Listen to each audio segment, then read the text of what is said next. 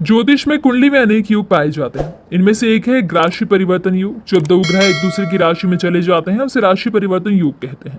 ये परिवर्तन ग्रहों, नक्षत्रों तथा राशियों में से किसी का भी हो सकता है। यदि ग्रह शुभ है या केंद्र तथा त्रिकोण में है तो ये राजयोग का निर्माण करता है। इसके विपरीत यदि ग्रह नीच का हो या अस्त हो तो परिणाम अच्छे नहीं होते। यदि यह परिवर्तन योग शुभ होता तो दोनों ग्रहों का बल महादशा व अंतरदशा आने पर बढ़ जाता तथा ये बहुत फलदायक होता। जिस प्रकार कुंडली में उच्च के ग्रह अच्छा परिणाम देते हैं उसी प्रकार ये परिवर्तन योग भी व्यक्ति को ऊंचाइयों तक पहुंचाने में सहायक होते हैं। इसी प्रकार का परिवर्तन योग नक्षत्रों में भी निर्मित होता है। तो चलिए जानते हैं कि इन राशियों के भाग्य के बारे में। मेष राशि के जातकों के लिए गुरु का वक्री होना शुभ नहीं है। दरअसल गुरु दशम है और वक्री काल में वो अनुकूल बना रहेगा। वक्री होकर धनु में आने से वो नवम हो जाएगा, अतः ये भी फायदा होने वाला हो सकता है। वैवाहिक जीवन में परेशानियों का सामना करना पड़ सकता है। नौकरी में नए पद मिल सकते हैं। इस समय अध्यात्म से दूरी बन सकती है। मानसिक तनाव होने की संभावना रहेगी। हर गुरुवार को विष्णु जी को पुष्पहार चढ़ाने से कुछ परेशानियां दूर हो सकती हैं। वहीं गुरु के वक्री होने से वृषभ राशि का प्रभाव कम हो सकता है। गुरु के धनु में जाने से यह दृष्टि खत्म हो सकती है। वृषभ राशि के जातकों के लिए गुरु का वक्री रहना मिला जुला परिणाम लेकर आएगा। इस समय लापरवाही करने पर नुकसान उठाना पड़ सकता है। कारोबार में सावधानी रखें और वाहन प्रयोग में भी सावधानी रखें। विष्णु जी के मंदिर में 1.25 किलो घी चढ़ाने पर समस्याएं दूर होंगी। आध्यात्मिक पहलुओं पर ध्यान देने की आवश्यकता है। पारिवारिक जीवन में परेशानियों का सामना करना पड़ सकता है। 8वां गुरु वक्री होने से मिथुन राशि को राहत मिलेगी। जातकों को गुरु के वक्री होने से थोड़ा सतर्क रहने की जरूरत है। न्यायालयीन और विवादित मामले में जीत मिलेगी। आय बढ़ने की संभावना है। स्वास्थ्य संबंधी परेशानियां बढ़ सकती है, इसलिए सेहत का ध्यान रखने की जरूरत है। आर्थिक समस्याओं से आप जूझ सकते हैं। विष्णु जी की पूजा करने से आपकी समस्या दूर होगी। कर्क राशि के लिए गुरु का वक्री होना शुभ रहेगा। गुरुपूर्ण सप्तम दृष्टि वक्री होने से विश्वास की कमी हो सकती है। इस समय में किसी नए कार्य की शुरुआत कर सकते हैं। आय का स्रोत बना रहेगा। परिवार से सहयोग मिलता रहेगा। ये समय आपके लिए किसी वरदान से कम नहीं।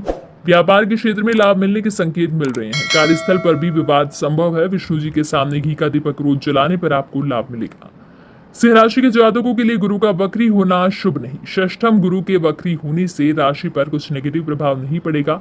कार्य को ध्यानपूर्वक करने की जरूरत है। यात्रा का योग बन रहा है। वाहन आदि प्रयोग में सावधानी रखना होगा। काम में तेजी के साथ जो संभव हो पाएगा। परिवार और साझेदार सहयोग प्रदान करेंगे। ओम नमो भगवते वासुदेवाय का जप करें। इस समय किसी पर भी निर्भर रहना ठीक नहीं। ये समय धैर्य रखने का है। कन्या राशि के जातकों के लिए गुरु का वक्री होना मिला जुला परिणाम लेकर आएगा। गुरु की नवम पूर्ण दृष्टि राशि पर थी। गुरु के वक्री होने से उसका प्रभाव कुछ कम हो सकता है। व्यापारियों को उच्च पद पर कार्यरत लोगों को कुछ परेशानी बढ़ सकती है। विष्णु जी को शहद चढ़ाएं। कार्यों को पूरा करने के लिए बेहतर योजना बनाने की आवश्यकता है। तुला राशि के जातकों के लिए गुरु का वक्री होना कुछ खास नहीं। इस राशि से गुरु चतुर्थ भाव में है, जो मुश्किल खड़ी कर रहा था, लेकिन गुरु के वक्री होने से इस राशि को फायदा होने की पूरी संभावना बन रही है। इस समय में अधिक मेहनत करने की आवश्यकता है। लाभदायक योग बनेंगे और नुकसान की भरपाई करने में सफल होंगे। गुरुवार को चने का दान करें और विष्णु जी को हल्दी चढ़ाएं। वृश्चिक राशि के जातकों को गुरु के वक्री होने से मिला जुला परिणाम मिलेगा। तृतीय गुरु पूर्व से ही अनुकूल था और वक्री होने के बाद वो नुकसानदायक नहीं होगा। नए कार्यों की प्राप्ति होगी। कार्य को स्वयं करें। किसी और पर निर्भर रहने से नुकसान हो सकता है।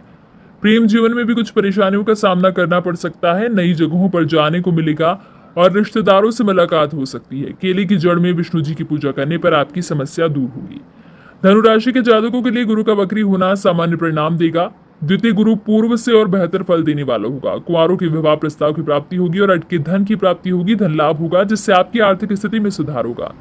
नए कारोबार में भी रुचि हो सकती है। साझेदारों और मित्रों से सहयोग मिलेगा। इस समय में आपको सभी कार्यों में सफलता मिलने के योग बन रहे हैं। बस जरूरत है इस समय कड़ी मेहनत करने की। टूटी दोस्ती फिर से स्थापित होगी। विष्णु जी को केला चढ़ाने पर मनोकामनाएं पूरी होंगी। मकर राशि के लिए गुरु के वक्री होना शुभ नहीं रहेगा। गुरु के वक्री होने से किसी प्रकार के नुकसानदायक नहीं है। धर्म कार्यों में व्यय होने की संभावना रहेगी। इस समय आपको विशेष सावधानी बरतने की जरूरत है। सेहत पर ध्यान देना होगा। नए मकान की खरीदारी करने का मन बन सकता है। विष्णु जी को हल्दी मिश्रित जल अर्पण करें। कुंभ राशि के लिए गुरु का वक्री होना शुभ रहेगा। द्वादश गुरु नुकसानदायक हो रहा था, लेकिन अब वो वक्री होने से पुराने नुकसान की भरपाई कर सकता है।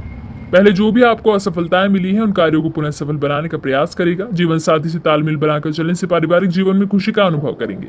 छात्र छात्राओं के लिए यह समय किसी वरदान से कम नहीं, बस जरूरत है मेहनत करने की।